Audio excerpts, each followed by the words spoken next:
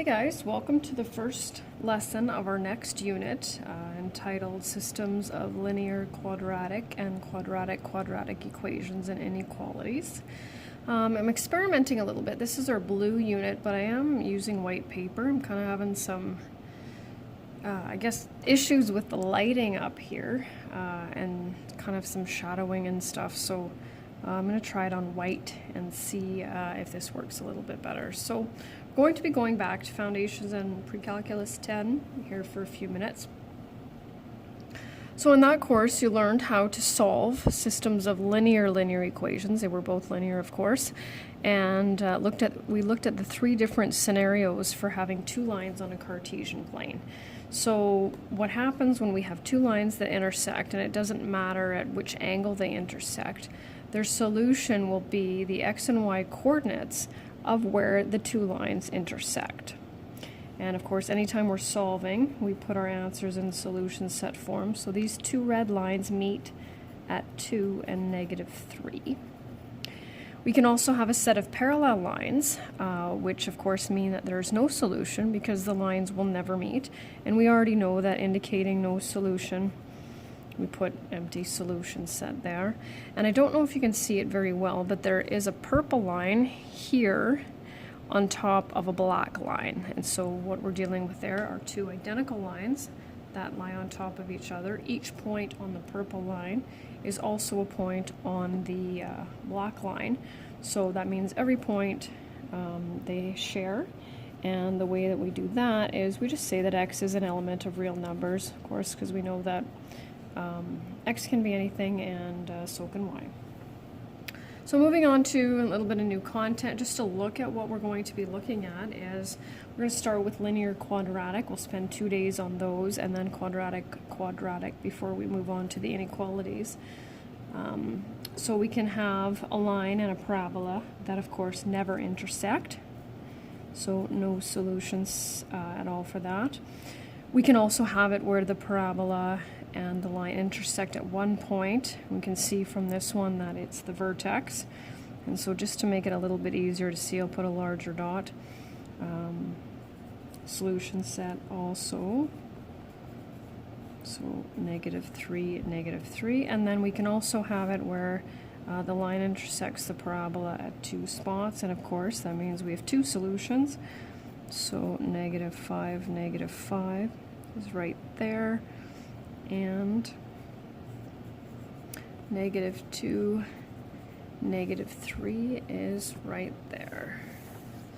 So now what I'm going to do, since we have to graph a line, and it's probably been a while since you've graphed a line, is I'm going to go back again to Foundations Pre-Calculus 10 and just remind you of the three ways that you can use to graph a line.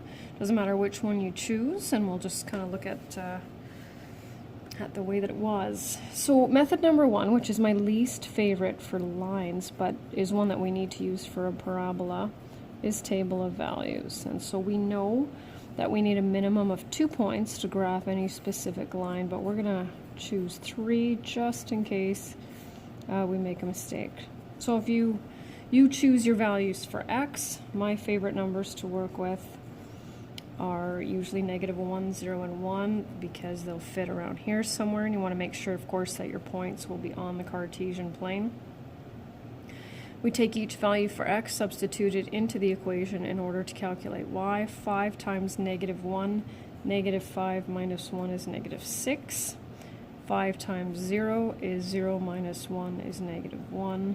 5 times 1 is 5, minus 1 is 4. And if we choose consecutive values for x, we will find a pattern in our y values. So we'll plot those, -1, 1, 2, 3, 6, 0, -1, and 1, -4. And now I'll get out my ruler. And it doesn't really matter how far we go. So we just have to make sure to go, I like to cross the Cartesian plane, because of course we're going to be looking for intersections, and then make sure that you have arrows on your lines. That's important. Next method are the intercepts. So x and y intercepts. just depending on the way that the equation is set up. And so when we calculate the intercepts, for the x-intercept, we let y equal 0 and solve for x. And for the y-intercept, we let x equal 0 and solve for y. So putting in all the steps, which I don't need, but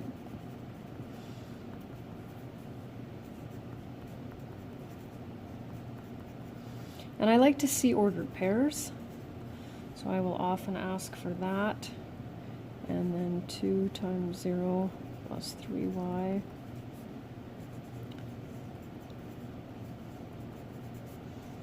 So just depending on how the equation is set up, the disadvantage here is that we only have 2 points. That's all we need though.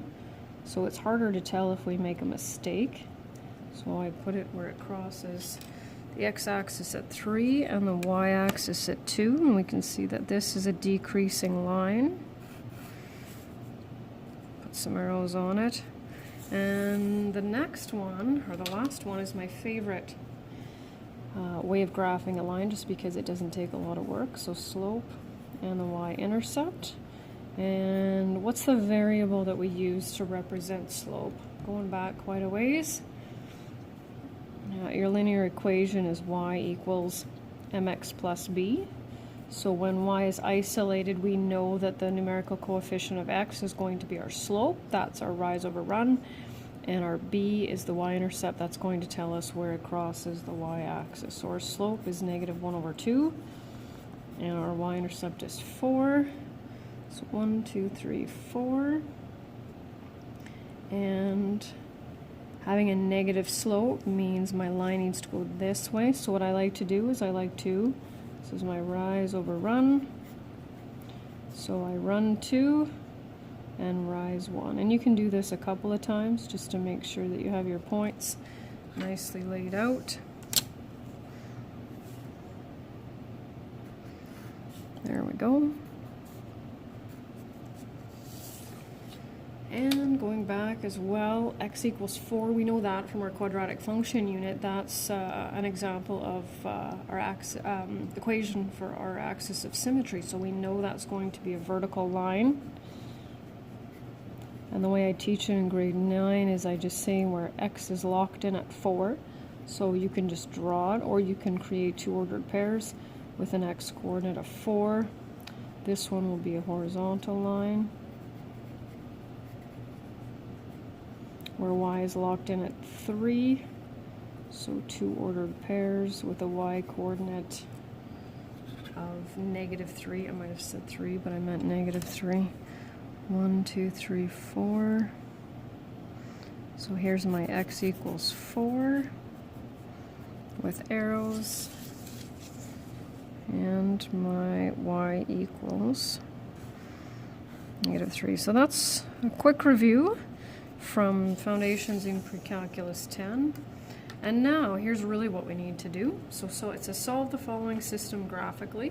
So you can see the first one is a quadratic function, which means it's going to be a parabola. The second one is a line in graph, doesn't matter which order, and we're going to look at where they meet. So this is in standard form, so if you want to leave it that way, you're going to have to figure out what the vertex is using x equals -b over 2a.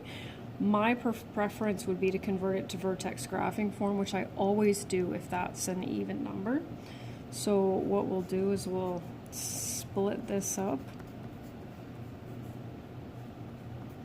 So I've just separated it, and so in order to complete the square, we take this, divide it by 2, and square it. So 4 divided by 2 is 2, squared is 4, and I can't just add a 4 to the right side of the equation without messing with it. So in order to compensate, I'm going to subtract 4 over here so that it looks like I haven't done anything when I haven't done anything to alter its validity. Factor this, perfect trinomial square. And 4 minus 4 is 0, and so that means that our Q value will be 0. And we need 5 points for a parabola. 5, so we put the vertex in the middle. And so it'll be nice. I usually do this one. So 3 minus 2 is 1, 1 squared is 1. There's its mirror point. 4 minus 2 is 2. 2 squared is 4. And so I'm going to graph that right away. I like to do the vertex first. 0, 2, 3, 4. And then these ones you want to try and draw them as accurately as you can, because at this point we don't know where that line is going to cross that parabola. So then we've got y equals x minus 2. I'm going to use the slope and y-intercept. Crosses the y-axis at -2 and has a slope of, what's the numerical coefficient of x? That will be a 1. So it means my rise over run has to be equal to 1. So in order to do that, I'm going to run 1 and rise 1. Run and, oh, we can see now where it's going to intersect. Have to make sure to draw it. And I don't know if you can tell how many places that line intersects. I see 2, so intersects at the vertex of the parabola as well as right here. So what we're going to do is we're going to write both order pairs, 2 and 0, and 3 and 1.